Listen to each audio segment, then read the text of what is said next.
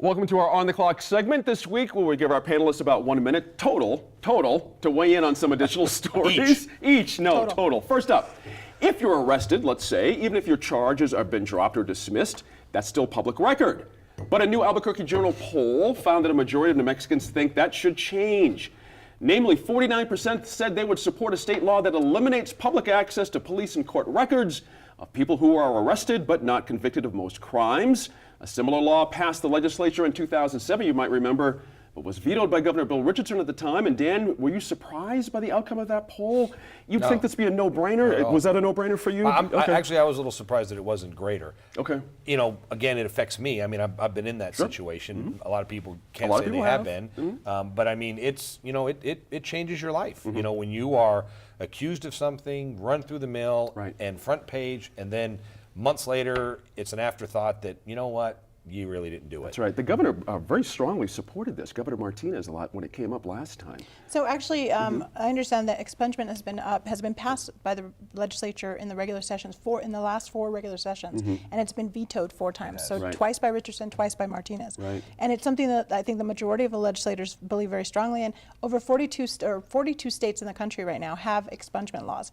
And one of the problems here in New Mexico is without expungement, you end up creating an underclass that is caught up with the inability to get gainful employment, and it affects our economy. That's the point right there. It's a fairness issue, Tom, isn't it? At some level, it really is. Yeah. And, you know, I mean, Senator Sanchez is, you know, got to be, you know, he's the sponsor of this for a number of years. Sure. And so, you know, perhaps this will change things, but I don't think it will change opinions on the 4th floor. Exactly.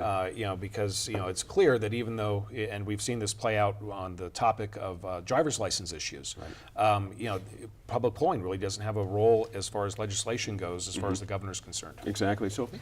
You know what, I think that this is one of the very pressing issues for New Mexico.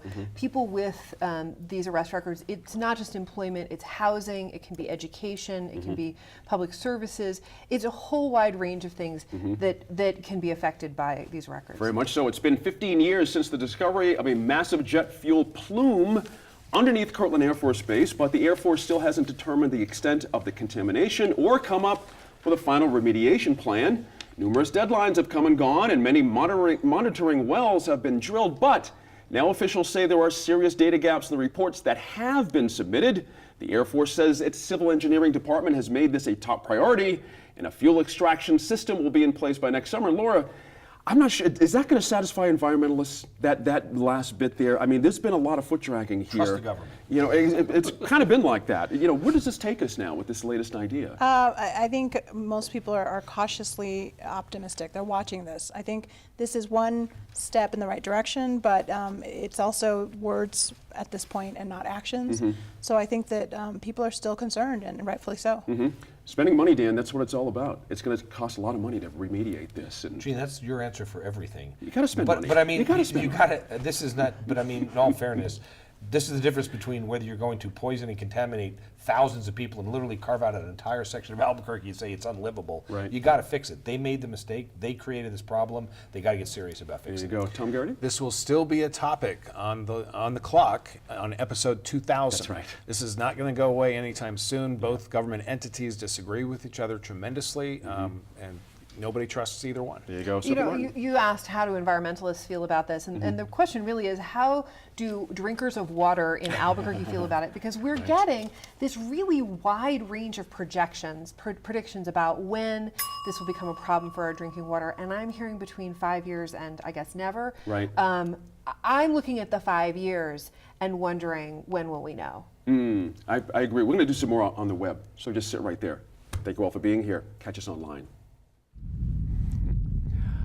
And as always, all of us here at New Mexico in Focus appreciate your time and your efforts to stay informed and engaged. Catch up on us anytime on social media by searching New Mexico in Focus. You can find archived interviews and bonus material from our shows on our YouTube channel and at newmexicoinfocus.org. I'm Gene Grant. We'll see you next week in Focus.